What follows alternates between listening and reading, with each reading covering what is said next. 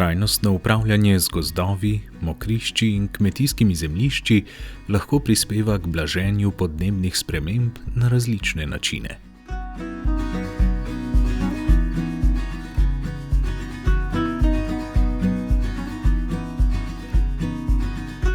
Gozdarski inštitut Slovenije se s partnerji v okviru projekta Life IP Care for Climate osredotoča na sektor LULUCF, raba zemljišč, sprememba rabe zemljišč in gozdarstvo. Ogljik se v gozdovih, na mokriščih in kmetijskih zemljiščih skladišči v nadzemni biomasi, podzemni biomasi, odmrlem lesu, opadu in organskem ogljiku v tleh. Kot skladišče ogljika se štejejo tudi lesni izdelki, kot sta žagan les in papir. Povečanje zalog pomeni obračunski ponor, zmanjšanje pa emisijo. Sprememba rabe zemljišč, na primer gozdov v travnike, pomeni emisijo, medtem ko sprememba njiv v travnike pomeni ponor, ker imajo tla travnikov večjo zalogo ogljika kot njive, poleg tega pa je na določenih travnikih prisotna tudi lesna vegetacija. Raba zemljišč je postala ena od prioritet in bo v obdobju od leta 2021 do 2030 eno ključnih področij Evropske unije v boju s podnebnimi spremembami. V tem obdobju od 2021 do 2030 ta sektor raba zemljišč vključen tudi v podnebne cilje, ker to prej ni bilo. Z tega vidika je pomemben, da izvajamo ali pa da države članice izvajajo ukrepe, ki bojo pripomogle po eni strani k zmanjšanju emisij v sektorju, po drugi strani pa tudi k povečanju ponorov. Za celovito poročanje o emisijah in ponorih toplogrednih plinov ter preverjanje doseganja podnebnih ciljev bo potrebno razpolagati s kakovostnimi podatki za vse rabe zemljišč na celotnem ozemlju države. Pred nami je naprava, ki je namenjena meritvam toplogrednih plinov iz tal. V tem primeru mokrih barjanskih tal sta to CO2 in metan. Da lahko te izpuste kontroliramo in prilagajamo naše aktivnosti, moramo najprej količino teh izpuščenih plinov izmeriti in to nam omogoča naprava, ki smo jo razvili na Gozdarskem inštitutu Slovenije v laboratoriju za elektronske naprave. Mi smo izhajali iz tega, da so do sedaj znane merilne naprave bile narejene tako, da merijo izhajanje toka plinov iz tal le na enem merilnem mestu in s svojimi merilnimi elementi oziroma konstrukcijskimi elementi lahko poškodujejo samo merilno mesto že pred začetkom merjenja. Mi smo to v bistvu poenostavili tako, da smo samo merilno postajo centralizirali in uporabili linearna vodila, s katerimi smo omogočali premikanje same postaje in omogočanje merjenja na večjih merilnih mestih. Tole je merilna komora, ki se spusti na tla. Zrak potuje po merilni cevi do analizatorja in vsako sekundo spremljamo spremembo koncentracije izbranega plina, se pravi CO2 ali pa metana, in na podlagi tega izračunamo tokove, tok CO2, tok metana iz tal. Ko je to zaključeno, se naprava rahlo dvigne in se pomakne na poljubno oziroma na določeno mesto na teh tračnicah.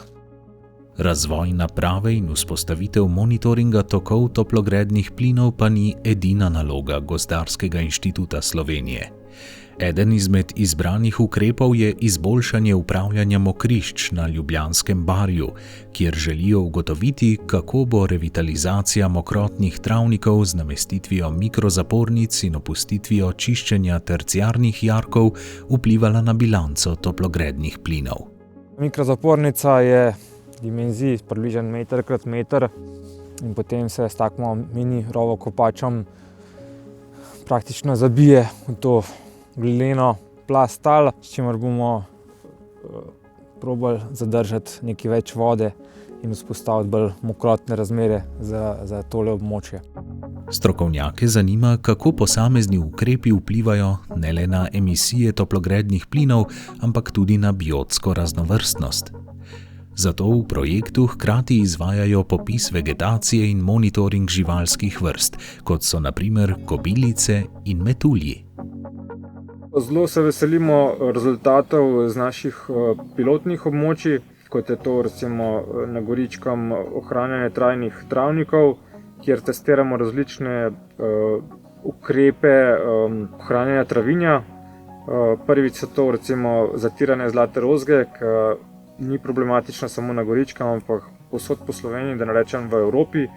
Potem, kako gospodarjenje s travniki vpliva na sekvestracijo ogljika, s tem mislim naprimer na število košenj v eni sezoni, in pa seveda tudi na Ljubljanskem barju ali pa na Kočevskem, kjer izvajamo obnovo gozdov, bodo te rezultati zelo zanimivi z vidika, kako lahko nekatere ukrepe, ki jih zdaj izvajamo v projekti, potem kasneje prenesemo v samo prakso. V okviru projekta bodo na pilotnem območju na Kočevskem v sodelovanju z družbo Slovenski državni gozdovi in Zavodom za gozdove Slovenije izvedli obnovo državnih gozdov. Ploskov je 5 hektarjev velika. Tukaj je rob ograje, ki pokriva 3 hektarje. Vse te točke so sadilna jedra nosilnih vrst. Na vsaki taki točki je posajena ena drevesna vrsta. Sadimo pa bukov, hrast, graden, gorski javor in pa jelko. To so nosilne vrste, ki bodo zasnova bodočega sestoja. Na sečišču vsake take točke sadimo pa plodonosne vrste. In tukaj je karta plodonosnih vrst. Ker je Slovenija tako bogata z gozdovi, nima potencijala, da bi gozdove širila na neke druge rabe zemljišč, na primer travnike, ne. Ampak moramo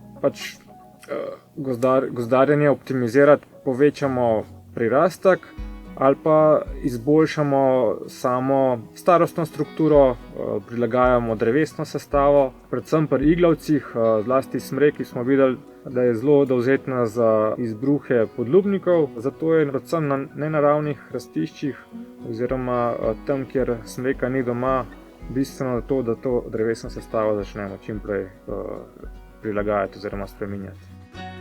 Projekt je celostno naravnan. Ostali partnerji projekta Life IP Care for Climate tako delujejo na področjih trajnostne gradnje ter učinkovitejše rabe energije v stavbah in podjetjih, trajnostne mobilnosti in zelenega javnega naročanja ter zmanjšanja količine odpadne hrane. Partnerji ozaveščajo, izobražujejo in usposabljajo s ciljem, da bi Slovenijo preobrazili v nizkoogljično družbo. S tem sledijo Evropskemu zelenemu dogovoru, katerega cilj je preobraziti Evropsko unijo v pravično in uspešno družbo s sodobnim, konkurenčnim in z viri gospodarnim gospodarstvom, ki v letu 2050 ne bo ustvarjalo nobenih neto emisij toplogrednih plinov in v katerem bo rast ločena od rabe virov.